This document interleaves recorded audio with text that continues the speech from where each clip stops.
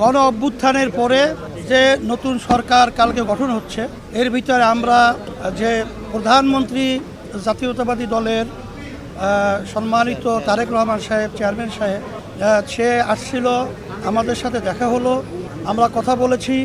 আমরা তাদেরকে মৌলিক কথাগুলো বলেছি যে আমরা যেন সবাই একাকার হয়ে, আমরা সবাই একত্রিত হয়ে জুস রাখতে আমার পছন্দ স্টাইলিশ ও ফুড গ্রেড আরএফএল চক। জুস রাখার জোশ জগ।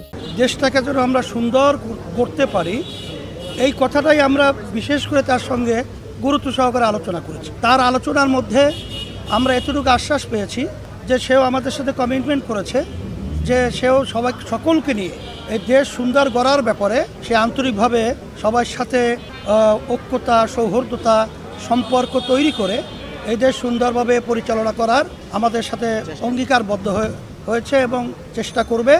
এই জন্য আজকে আলোচনা খুবই ফলপ্রসূ হয়েছে।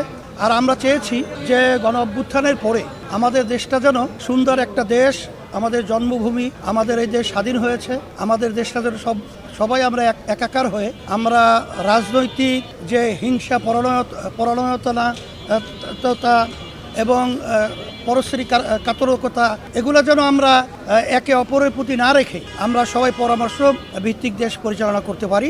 এইটাই আমাদের মূল আজকে মুখ্য এবং মূল আলোচনা ছিল। জুলাই সনদের মধ্যে যে উচ্চকক্ষের ব্যাপারে যে আলোচনা হয়েছে, আপনারা সেটা একটা গুরুত্ব সহকারে সেটা আপনারা দেখবেন এবং এটা যেন ব্যাহত না হয়, কারণ এটা হলে তাহলে জনগণের মধ্যে তা আস্থার দিকটা কমে আসবে।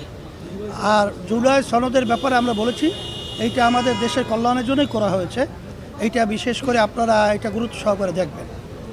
তখন তারা বলেছে, মহাসচিব বিশেষ করে বলেছে যে অনেক জায়গায় আমাদের নোট অফ ডিসেন্ট রয়েছে, এটা আমরা পার্লামেন্টে দেব, সেখানে পার্লামেন্টে যদি পাস হয় তাহলে সেটা আমরা বাস্তবায়ন করব।